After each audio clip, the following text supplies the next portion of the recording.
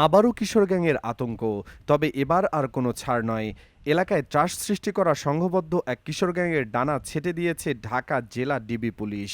মঙ্গলবার রাত তখন ঠিক 8:30 আশুলিয়ার জামগড়া এলাকায় হঠাৎ ডিবির ঝটিকা অভিযান, লক্ষ্য দুর্ধর্ষ এক কিশোর গ্যাং।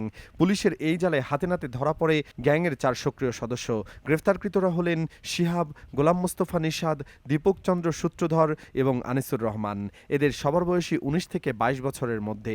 বুধবার দুপুরে হোয়াটসঅ্যাপ বার্তায় এই সফল অভিযানের তথ্য নিশ্চিত করেছেন ডিবির ঢাকা জেলা উত্তরের ওসি সাইদুল ইসলাম।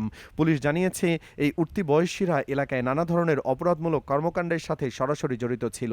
শুধু তাই নয়, গ্যাং সদস্য দীপক চন্দ্র সূত্রধরের নামে আগেই থানায় একাধিক অপরাধের রেকর্ড রয়েছে।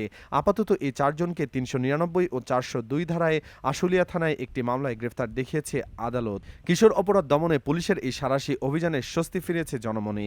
সাভার থেকে প্রতিনিধি কামরুল হাসান রুবেলের পাঠানো তথ্য ও ভিডিও চিত্রে ডেস্ক রিপোর্ট, দৈনিক ভোরের আকাশ।